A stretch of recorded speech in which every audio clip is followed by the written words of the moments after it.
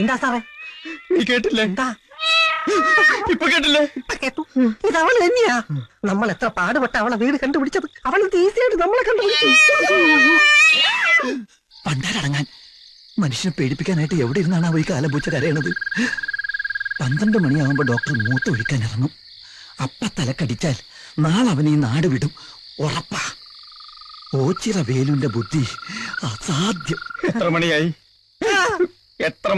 നഷ്ടപാരായി കാണും. അവക്കിറങ്ങി നടക്കാൻ പറ്റിയ സമയാ. ആ സുശീലൻ എവിടെ? അവ അടിച്ച് പിറ്റാച്ചിടന്ന് ഉറങ്ങിയിരിക്കും. കേട്ടില്ലേ? ഇത് അവള് തന്നെയാ. പ്രതികാരം ചെയ്യാൻ ഇറങ്ങിയായിരിക്കും. എന്തിന്? നമ്മൾ അവൾക്ക് യാതൊരു ഉപദ്രവം ചെയ്തിട്ടില്ലല്ലോ. നമ്മളല്ല, സാറ്. പോളിംഗ് ബൂത്തിൽ വെച്ചാൽ സാറിന് അവള് നോട്ടായിട്ട് കാണും.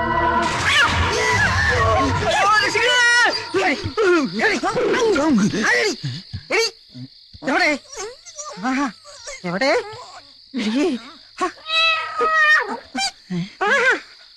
ഇവന്മാർക്ക് എന്ത് പറ്റി?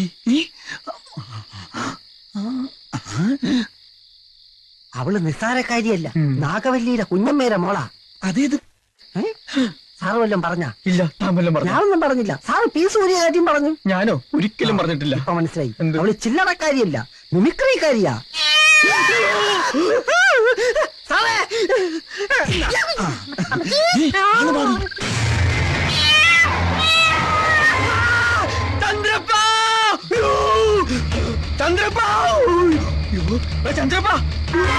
എന്തു പറ്റി? സുശീല, സുശീല, എന്താ എന്താ മനുഷ്യക്കെന്ന് ഉറങ്ങാനും സമ്മതിക്കില്ല. അയ്യോ എന്ത് പറ്റി? നമ്മുടെ ചന്ദ്രപ്പനെ പ്രേതം പിടിച്ചു. ആണാ? അയ്യോ എപ്പോ? സോഡ വേണോന്നാ? സോഡ കുട്ടി ലാർജ് വേണോന്നാ? മനസ്സിലായ? അവര് സംസാരിച്ചു നഷ്ടപ്പെട്ടു. അവന് ഊമയായി. എടാ തെണ്ടി, എന്റെ തലക്കിട്ട് താങ്ങിയതാണെന്ന് ഞാൻ കണ്ടതാ. വെള്ള പാവാടയും ബ്ലൗസും, പനങ്കുല പോലത്തെ മുടി, ഇരുമ്പ് പോലത്തെ കൈകളുള്ള സുന്ദരിയായ യുവതി. പ്രായം 18. മൈഥിലി. ചന്ദ്രപ്പ, എടോ ചന്ദ്രപ്പ. എന്താ സാറേ? കണ്ടില്ലേ, 2 ടയറും പഞ്ചറായി. ഇന്നലെ അവൾ ഈ ബൈക്കിന്റെ പുറത്തിരിക്കുന്നത് കണ്ടപ്പോഴേ ഞാൻ സംശയിച്ചതാ. സാറിന്റെ അടുത്ത് അവൾക്ക് എന്തോ അടങ്ങാത്ത പകയുണ്ട്. സാറൊരു കാര്യം ചെയ്യും, ഹോസ്പിറ്റലിലോട്ട് പൊയ്ക്കോ. വണ്ടി ഞാൻ ശരിയായി കൊണ്ടുവരാം. ഓക്കെ. അതെ സാറേ, പോകുന്ന വഴിക്ക് സൂക്ഷിക്കണേ. ചോരയും നീരും ഊറ്റി കുടിക്കുന്ന ഇനവാ. കണ്ടില്ലേ, അത് കിട്ടാതെ വന്നപ്പോ സാറിന്റെ ഏറുറിഞ്ചി കുടിച്ചത്.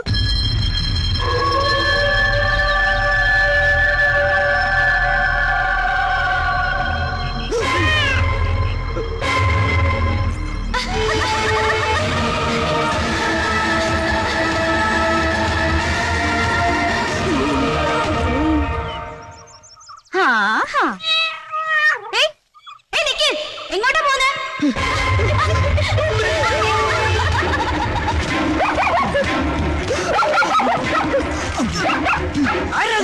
പട്ടി പോണ പട്ടിയാ?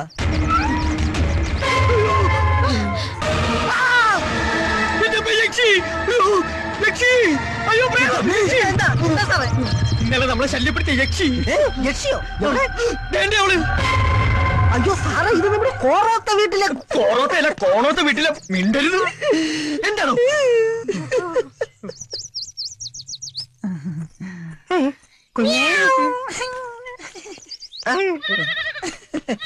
സാറേ, അത് ആരാണെന്നാ പറഞ്ഞത്? യക്ഷി. അപ്പൊ ചന്ദ്രപ്പനെ തലക്കടിച്ചത് ഈ യക്ഷിയാണെന്നാണോ? അതെയോ? എന്താണോ ചിരിക്കുന്നത്? ചിരിപ്പിച്ചിട്ട്. ഇത് യക്ഷിയല്ല, കച്ചി വേറെ. നിർത്തോ, തന്റെ ജോലി ഞാൻ തെറിപ്പിക്കും. പിന്നെ ജീവിതത്തിൽ താൻ ചിരിക്കത്തില്ല. കുട്ടി മാപ്പാക്കണം. ഒരു വക്കാലത്തും വേണ്ട. അയാൾ എന്താ വിളിച്ചേ? യക്ഷിന്നോ? ഞാൻ ആരാന്നൊക്കെ കാണിച്ചു കൊടുക്കാം. സാറേ, ആ കുട്ടി പ്രേതമൊന്നും അല്ല. സാർ എന്തിനാ അതിനെ യക്ഷി എന്നൊക്കെ വിളിച്ച് കളിയാക്കുന്നത്? ഇനി അതങ്ങനെ വീട്ടിൽ ചെന്ന് പറഞ്ഞ ആകെ കുഴപ്പാവത്തേ ഉള്ളൂ. ഏതാ അവള്? ഈ കഴിഞ്ഞ ഇലക്ഷന് ജയിച്ച MLA-യുടെ ചേട്ടന്റെ മോളാ. ഈ നാടിന്റെ പ്രത്യേകത അനുസരിച്ച് MLA എന്ന് വെച്ച മന്ത്രിയുടെ പവറാ. സഖാവ് കോറോത്ത് രാഘവൻ, ദുർവാസാവിന്റെ അവതാരം. അതിനേക്കാൾ ഭീകരമാണ് അമ്മ കടത്തനാട്ട് മാധവി.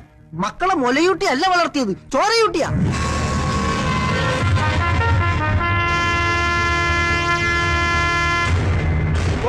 കൃഷ്ണൻ സാക്ഷികൾ.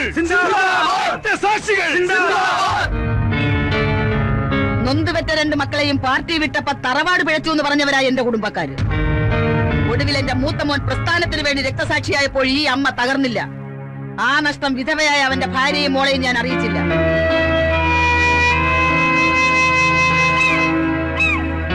കോറോത്ത് തറവാടിന്റെ രാഷ്ട്രീയ പാരമ്പര്യം ഇക്കുറി നീ കാത്തു. ആരൊക്കെ എന്തൊക്കെ പറഞ്ഞാലും പ്രസ്ഥാനത്തിനു വേണ്ടി 2 കരുത്തന്മാരെ പെറ്റുവളർത്തി എന്നുള്ള പെരുമയുണ്ടല്ലോ. അത് മതിയട മോനെ ഈ അമ്മയ്ക്ക്. ആരടാന്ന് ചോദിച്ചവന്റെ മുഖത്ത് നോക്കി ഞാനടാന്ന് പറയാൻ പഠിപ്പിച്ച അമ്മയുടെ മോനാ ഞാൻ.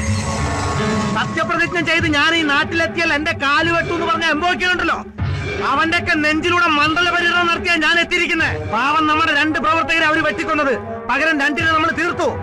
പക്ഷേ ഇനി രാഘവന്റെ പടയോട്ടം തുടങ്ങുന്നുള്ളൂ. ലാൽ സലാം സഖാക്കളെ.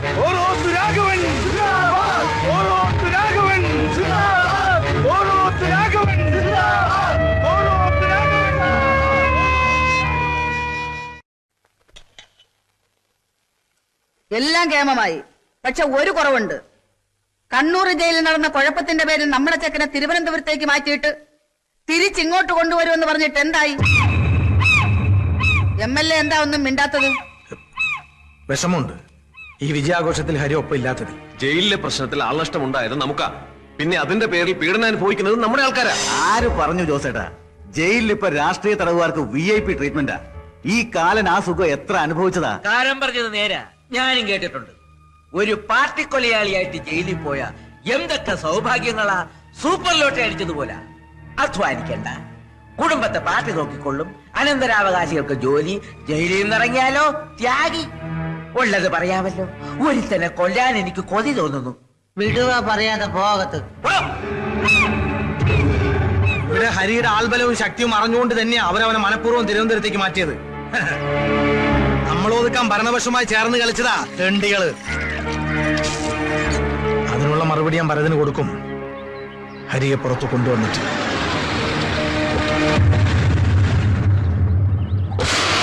എന്തായാലും അടുത്ത മാസം 18-നാ കേസിന്റെ ഫൈനൽ സ്റ്റേറ്റ്മെന്റ്. പാർട്ടി വക്കീലെന്നും പറഞ്ഞ് കോട്ടുമിട്ട് വവ്വാലിനെ പോലെ പറന്നു നടക്കാനല്ലാതെ അവനെ ഇതുവരെ ജാമ്യത്തിൽ ഇറക്കാൻ എനിക്ക് പറ്റിയോ? അച്ഛമ്മോ, കൈവട്ടോ കാൽവട്ടോ അല്ല, കൊലപാതക.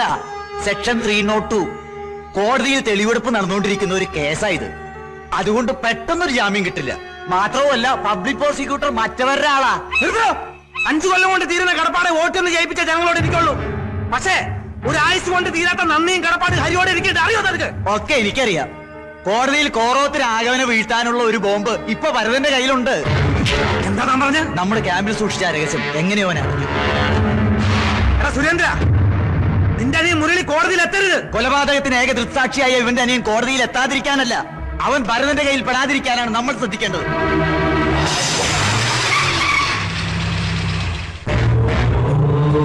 മോൻ എവിടെയുണ്ട്? മുരളി അവൻ എവിടെയാണെന്ന് എനിക്ക് അറിയില്ല. അറിയില്ല സാറ്. ഞങ്ങളുടെ ശശിധരൻ മാസ്റ്ററെ കൊന്നത് കോറോത്ത് രാഘവനോ? അതിനേക സാക്ഷിയാ മുരളി. സാക്ഷിയായി പോയെന്നല്ലാതെ എന്റെ മോൻ ഒരു പാർട്ടിയുമില്ല. കൊള്ളാം. പാർട്ടി ആൽബലം ഇല്ലാതെ ഇനി അമ്മയുടെ മോൻ ഈ നാട്ടിൽ ജീവിക്കാൻ പറ്റുമെന്ന് തോന്നുന്നുണ്ടോ? പേടിക്കണ്ട, മോന്റെ ജീവൻ ഞങ്ങൾ കാത്തോളാം. പക്ഷേ അവൻ സാക്ഷി പറയണം.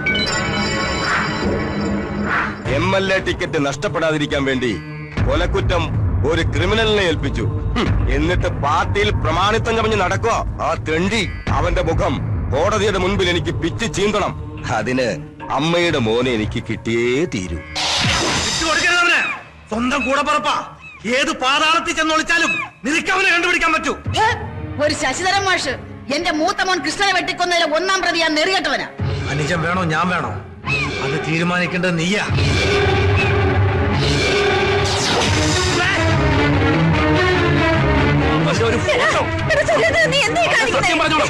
മോനെ ആ ഭരതൻ അടിയറ വയ്ക്കാന്ന് പറഞ്ഞു അല്ലേ?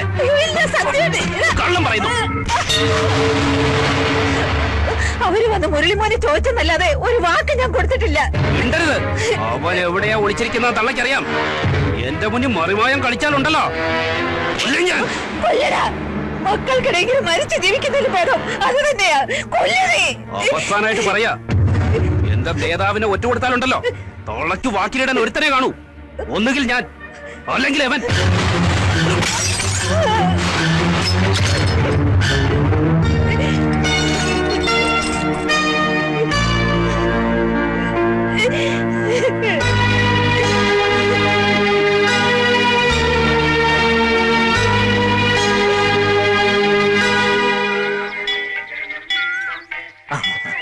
വക്കീലെ പ്രസാദം. അയ്യോ പാടില്ല. പ്രത്യയശാസ്ത്രപരമായി ഞങ്ങൾ ഇതിനൊക്കെ എതിരാ. പിന്നെ MLA പറഞ്ഞ പോലെ ഇതൊക്കെ ലേഡീസ് സെക്ഷനാ. അയ്യോ മോളെ, മോളുടെ പുസ്തകം. അച്ഛമ്മേ, ഞാനൊന്ന് ആയിഷയുടെ വീട് വരെ പോയിക്കോട്ടെ. തൊഴാനിറങ്ങിയ നിന്റെ കയ്യിൽ ഈ വായനശാല പുസ്തകം കണ്ടപ്പോഴേ എനിക്ക് മനസ്സിലായി. അച്ഛമ്മക്കറിയാം നിനക്ക് മിണ്ടാനും പറയാനൊക്കെ ഒരു കൂട്ടായി ഈ ഞാൻ മാത്രമേ ഉള്ളൂന്ന്. എപ്പൊ നിന്നെ കാണുന്നു തോന്നുന്നു അപ്പൊ ഈ ലൈബ്രറി ബുക്കിന്റെ പേരും പറഞ്ഞ് ഞാൻ വീട്ടിൽ നിന്ന് ചാടും. സ്കൂൾ ലൈബ്രറിയിൽ നിന്ന് പുസ്തകം എടുക്കുമ്പോ മറ്റു ടീച്ചർമാരുടെ ധാരണ ഇതൊക്കെ വായിച്ചു തീർക്കുന്ന ഞാനാണ്. ആ ക്രെഡിറ്റ് നീ എടുത്തോ.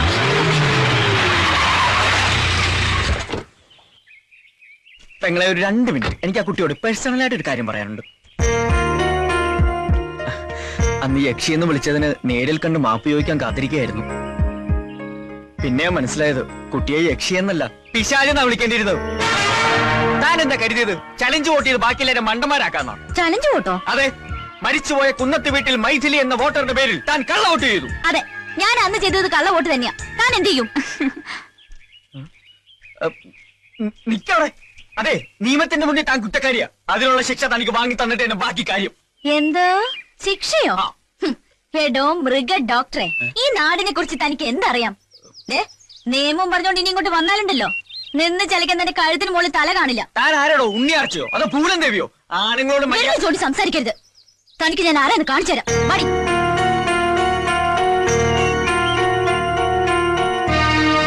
ഹലോ, ഇവിടെ ഇങ്ങോട്ട്. ഒക്കെ കേട്ടു. അപ്പൊ ഇതായിരുന്നു പ്രശ്നം അല്ലേ? ഈ കുട്ടിയാ അന്ന് മൈഥിലിയുടെ പേരിൽ കള്ളവോട്ട് ചെയ്തത്. മിടുക്കി. എന്റെ സാറേ, ഈ കള്ളവോട്ടെന്ന് പറഞ്ഞാൽ നമ്മുടെ പാർട്ടിയുടെ ഒരു അവകാശമാണ്. കമ്പ്യൂട്ടർ അല്ല, ഇനി ഏത് യന്ത്രം വന്നാലും അത് അതിന്റെ വഴിക്കൊക്കെ നടക്കും. പിന്നെ ഇനി ആ കള്ളവോട്ടിന്റെ കാര്യം ചെവി അറിയണ്ട.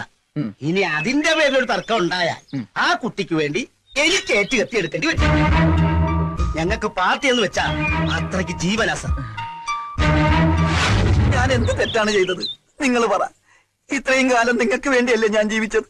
1 or 2 പ്രാവശ്യം കൈ അബദ്ധം പറ്റി 5 or 6 പേര് മരിച്ചു. എന്നിട്ട് ഞാൻ നിങ്ങളുടെ കൂടെ അല്ലേ? നിങ്ങൾക്ക് വേണ്ടി ആ ഡോക്ടറെ തുരത്താൻ പല തന്ത്രങ്ങളും ഞാൻ പ്രയോഗിച്ചു. ഫലവത്തായില്ല. പക്ഷെ എന്നെ സസ്പെൻഡ് ചെയ്ത് പകരം വീട്ടുന്ന സ്വപ്നത്തിൽ പോലും ഞാൻ വിചാരിച്ചില്ല.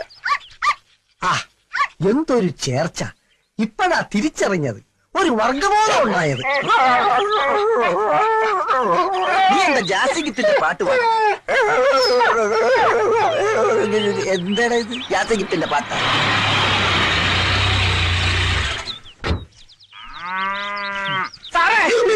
എന്തോ എന്തിന് കാല് പിടിച്ച് മാപ്പ് പറയാനാ? മനുഷ്യരോട് ടെൻഷൻ അടിച്ച് അടുക്കുമ്പോൾ എല്ലാവരും ഓടോ മാറി. സാറേ, കാക്ക വിളിച്ചാൽ കൊക്കാകൂല, കമ്പൗണ്ടർ വിളിച്ചാൽ ഡോക്ടർ ആകൂല. എനിക്കറിയാം. തന്റെ വേദാന്തം ഒന്നും എനിക്ക് കേൾക്കണ്ട. തന്നെ കൊണ്ട് സഹി കേട്ടിട്ടാ ഞാൻ ഇങ്ങനെ ഒരു തീരുമാനം എടുത്തതിൽ മാറ്റമില്ല. ഇവന്റെ ജോലി പോയപ്പോ മൃഗങ്ങൾ പോലും ഇവനെ മൈൻഡ് ചെയ്യാതിരുന്നപ്പോഴേ എനിക്ക് തോന്നി. സാറേ, ഞാൻ എവിടെ വേണമെങ്കിലും ആണയിടാം. ഇന്നു മുതൽ എല്ലാ മൃഗങ്ങളും എന്റെ ബ്രദേഴ്സ് ആൻഡ് സിസ്റ്റേഴ്സ് ആണ്. ഉത്തരവാദിത്ത ബോധമുള്ള നല്ലൊരു കമ്പൗണ്ടറെ ഞാൻ ജീവിച്ചോളാം. ഇത് സത്യം. ചന്ദ്രപ്പൻ അച്ഛനാണ് സത്യത്തിൽ. എന്റെ അച്ഛനെ പിടിച്ച് സത്യം ചെയ്യുന്നുണ്ട്. എന്റെ അപ്പം മരിച്ചോയില്ലടാ. എന്തോ ഇതിനെ കുത്തിവെക്കാൻ കൊണ്ടുവന്നതാ. എന്റെ ഈ അമ്മണിക്കുട്ടി പ്രസവിക്കുന്നത് ഒരു ഓസ്ട്രേലിയൻ പശുക്കുഞ്ഞിനെ തന്നെയാവണം. അത് നടക്കില്ല.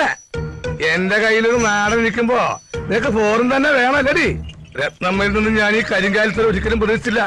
നിനക്കറിയോ, അമ്മിനിക്കുട്ടി പുഷ്പിടിയാവുന്നത് കാത്ത് കണ്ണിൽ ആവണക്കെന്ന് വെച്ച് കാത്തിരിക്കുക എന്റെ ഈ മുരിക്കുട്ടൻ. താനൊരു വികാര ജീവിയല്ലോ. തന്റെ പരിണിതമായ ആവശ്യത്തിന് ആരെങ്കിലും തടസ്സം സഹിക്കണോ? സഹിക്കോ? മാറിക്കണോ? തന്റെ ഈ ഓഞ്ഞ കളെ കൊണ്ട് ഇപ്പൊ ഇവിടെ ഇറങ്ങിക്കോണം. ഇല്ലെങ്കിൽ തനിക്കെതിരെ എനിക്ക് നിയമ നടപടി എടുക്കേണ്ടി വരും. ഒരു മൃഗ സഹജീവിയുടെ വംശം നിലനിർത്താനുള്ള മൗലിക അവകാശ സംരക്ഷണത്തിന് വേണ്ടി ഞാൻ മനുഷ്യ കോടതി വരെ കയറും. സമരമുറയിലൂടെ ഞാൻ നേടിയെടുക്കും. മൃഗങ്ങളുടെ വംശം നിലനിർത്താനുള്ള ഡിസ്ക്വാളിഫൈ. നാടൻ കൊണ്ട് നാട് നന്നാക്കുക, വിദേശ ബീജത്തെ ഒറ്റപ്പെടുത്തുക, വിദേശ ബീജം സുഹൃത്തുക്കളെ, മൃഗങ്ങളുടെ അവകാശത്തിന് വേണ്ടി മാത്രമല്ല, ഡോക്ടറായിരുന്ന പാവം സുശീലൻ എന്ന മൃഗപാലകനെ കമ്പൗണ്ടറാക്കി തരം താഴ്ത്തിയ ഈ കാടൻ നിയമത്തിനെതിരെയും ഞാൻ പ്രതികരിച്ചിരിക്കും.